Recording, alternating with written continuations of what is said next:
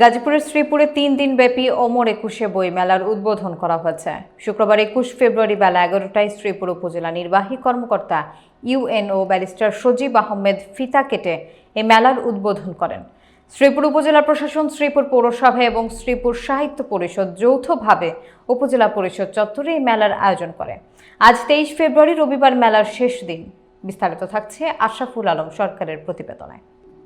মেলায় ১৩টি স্টলে বিভিন্ন প্রকাশনা সংস্থা অংশ নিয়েছে। এর মধ্যে উল্লেখযোগ্য হল জুলাই বিপ্লব প্রকাশনী, চারুলিপি প্রকাশনী, লেখা চিত্র, দলছুট, অন্বেষা বইঘর, শব্দশিল্প, কোয়ান্টাম ফাউন্ডেশন, নির্মাণ শিল্প সংগ্রহশালা, শ্রীপুর সাহিত্য পরিষদ, কালের সকাল, নাহার আকাশ ও অবিশ্রান্ত প্রকাশনী।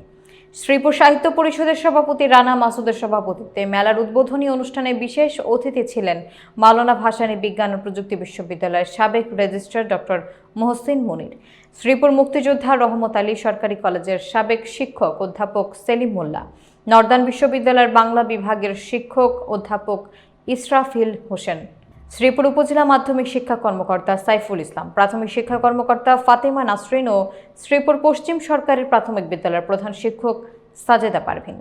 উদ্বোধনী অনুষ্ঠানের পর অতিথিরা মেলার প্রতিটি স্টল ঘুরে দেখেন এবং লেখক, পাঠক ও প্রকাশকদের সঙ্গে মতবিনিময় করেন।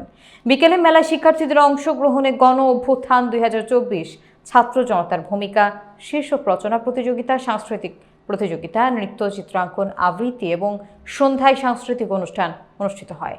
তৃতীয় দিনের প্রথম পর্বের প্রধান অতিথি ছিলেন শ্রীপুর উপজেলা বিএনপির সাবেক সভাপতি আব্দুল মোতালেব। প্রধান আলোচক ছিলেন শ্রীপুর উপজেলা জামায়াতে ইসলামীর আমির মাওলানা মোহাম্মদ নুরুল ইসলাম এবং বরেণ্য অতিথি ছিলেন জামায়াতে ইসলামীর সহকারী secretary Abul Kalam Azad.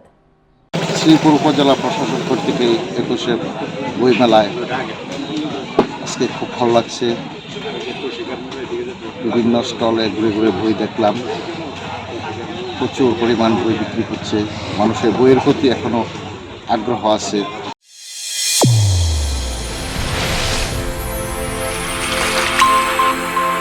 Channel A1 হৃদয়ের স্পন্দন।